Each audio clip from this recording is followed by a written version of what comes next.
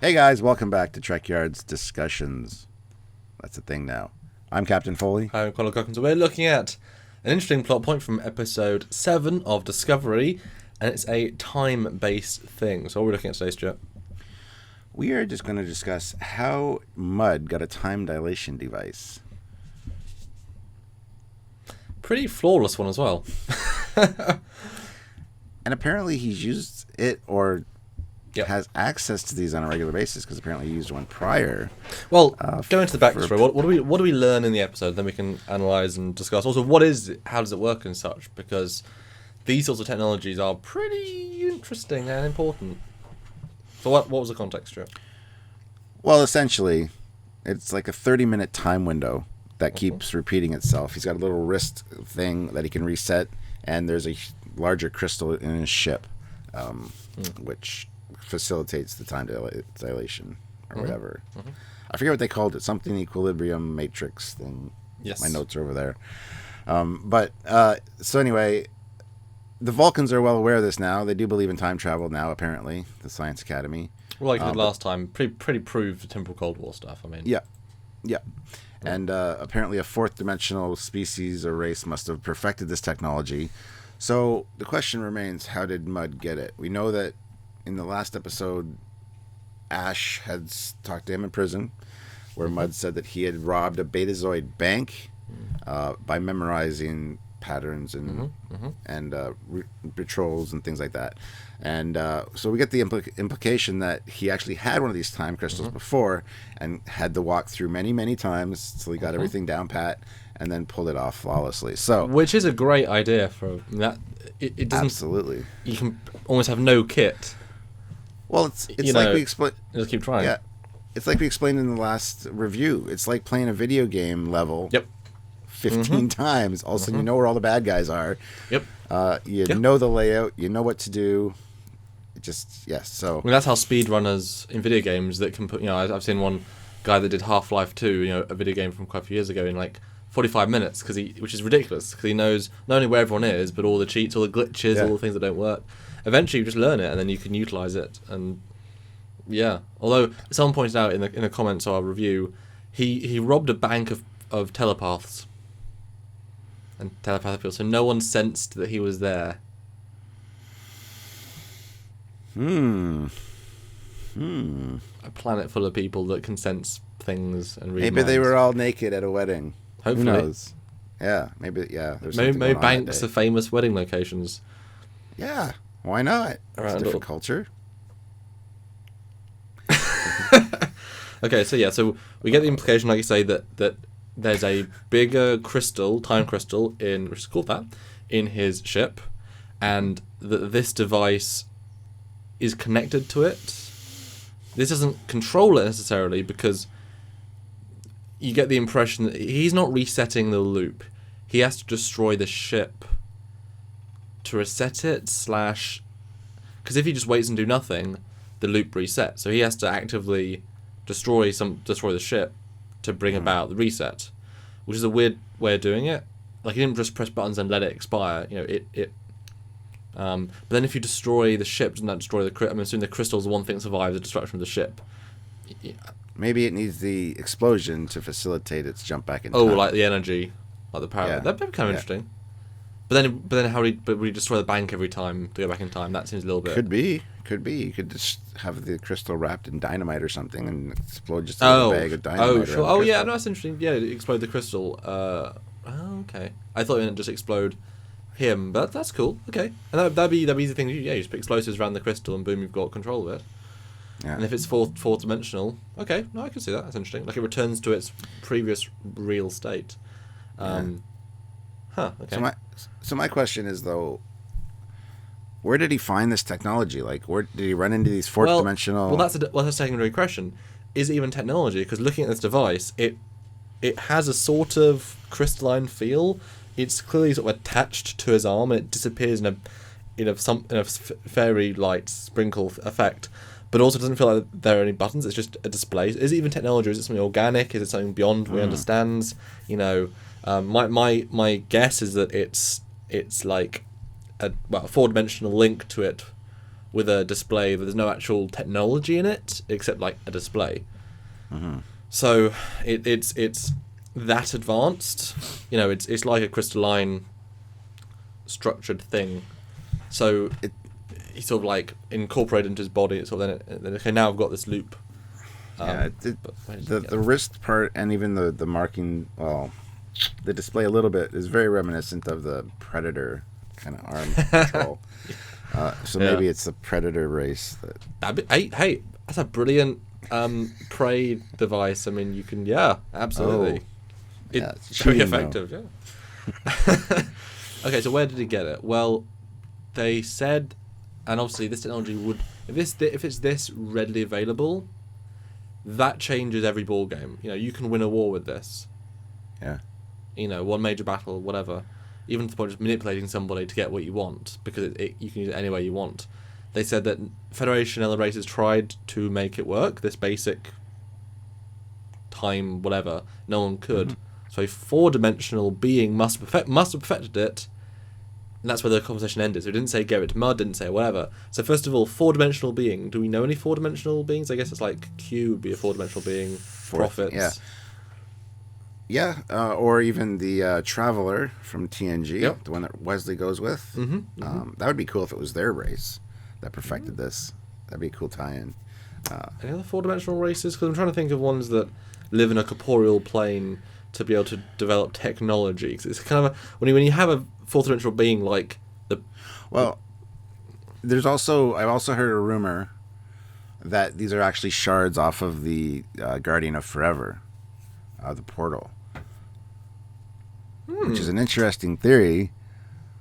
Wow. How much water it holds, I don't know, but I thought I'd at least mention it because I read that and I'm like, could be. Why not? Could be that the portal was much bigger at one point, but it got fractured and there's little limitations to what the pieces can do. But I mean, I could totally buy that the Guardian releases so much energy that other crystalline structures on the planet get infused over thousands of years.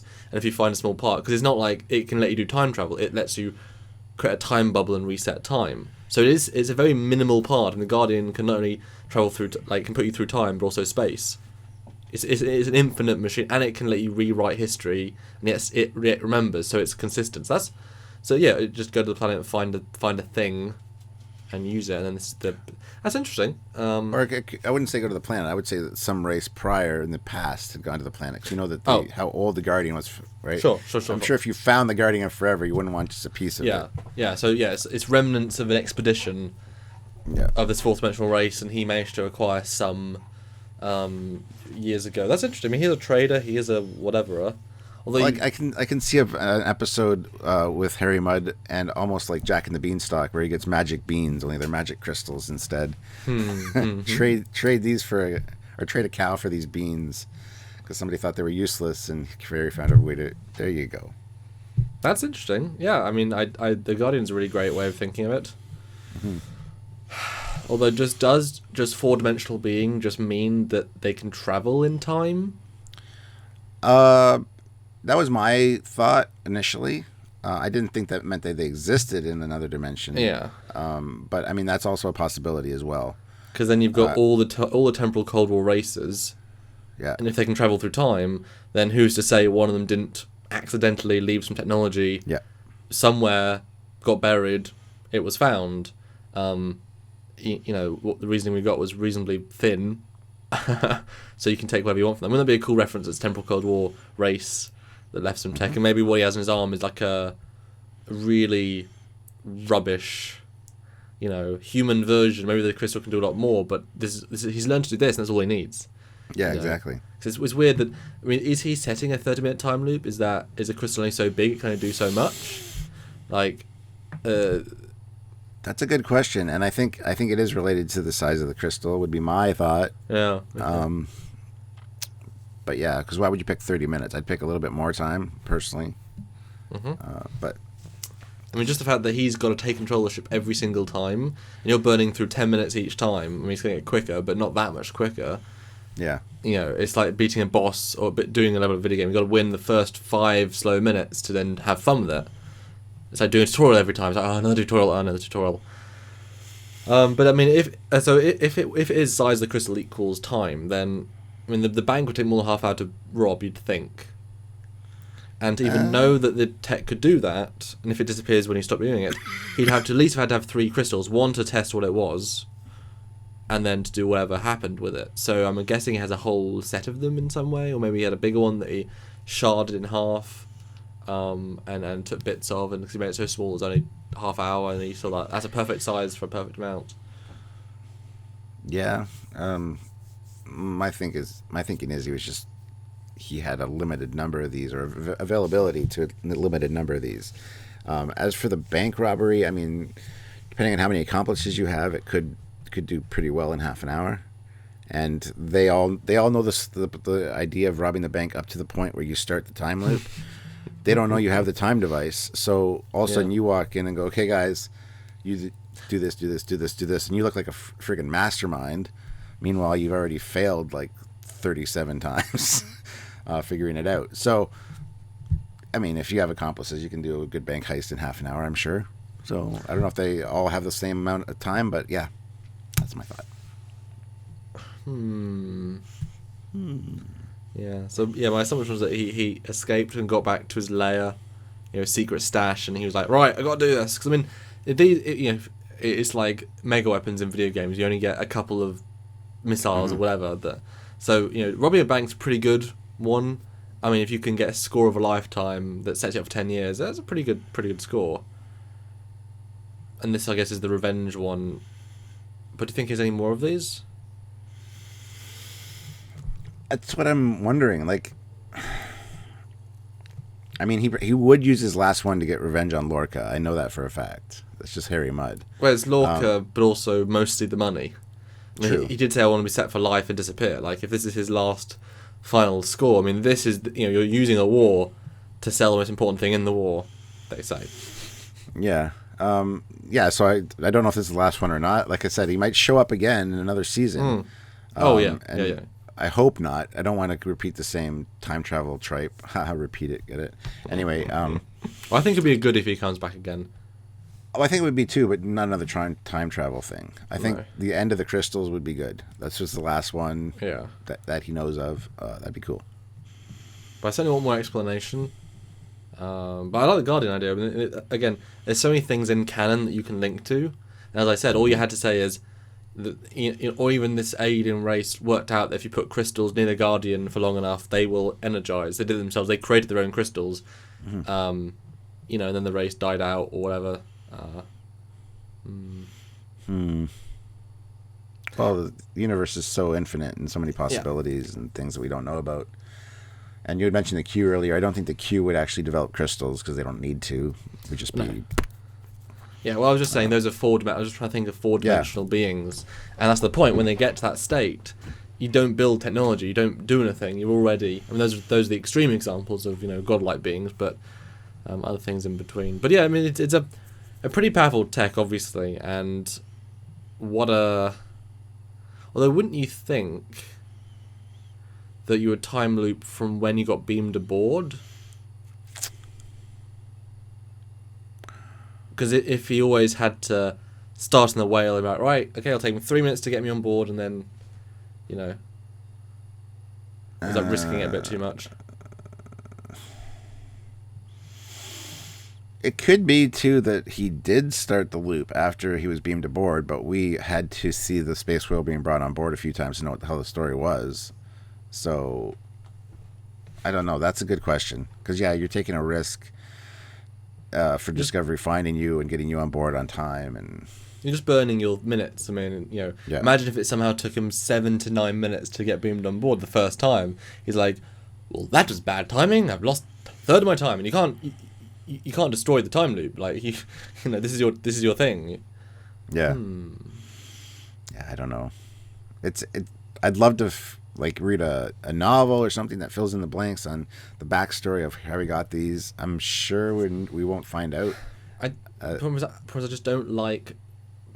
For the most part, I don't like sort of God technology. Stuff that... I mean, this is a completely...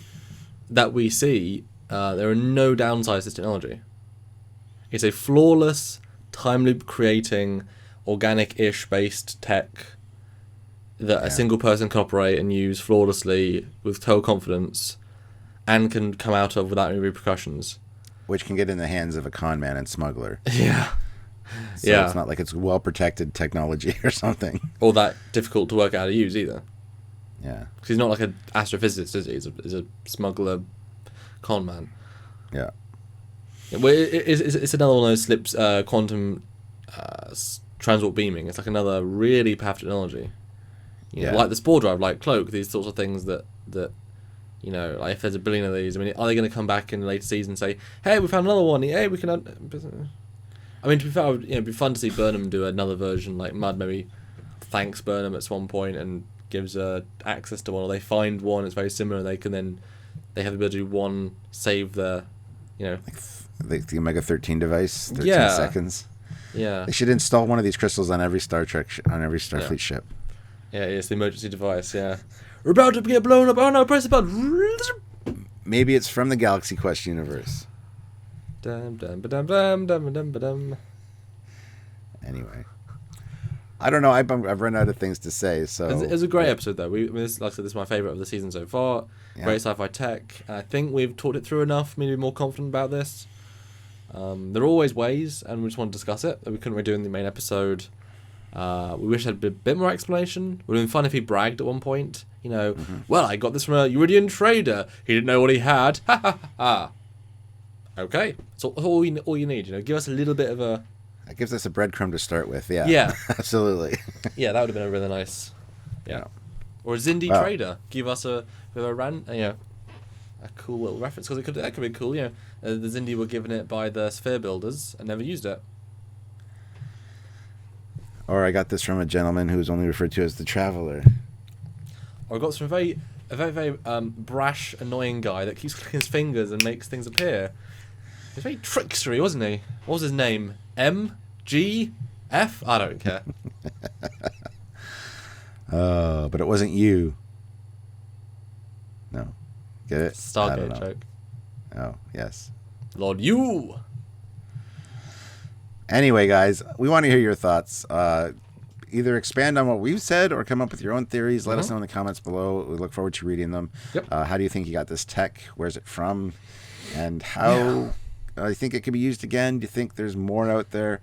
Love to hear your thoughts. Absolutely. Well, at the very least, we know a fourth dimensional being race have developed and perfected time manipulation technology. And if you want to be a fourth dimensional being and help us get the time that we need to put this show together, please click the Patreon link in the description below and help us out on a monthly basis if you can, or by clicking the donate button over on trekyards.com, providing you have the time. But if you haven't mastered such technology and just live in a corporeal state with linear time, you can just support this channel by clicking the like button, subscribing for our videos, and of course telling all of your friends, your families, your pets, your three-dimensional life forms all around you. And the fourth dimensional, if you know any. If you know any. We're open they can help us. They can help us out by sharing a galaxy or universe did they already? Wide. Oh, maybe in the future we're already like... I'm going to stop talking now. Anyway, guys, thank you for tuning in. Until next time, I'm Captain Foley. I am Commander Cockness. See you guys in the future.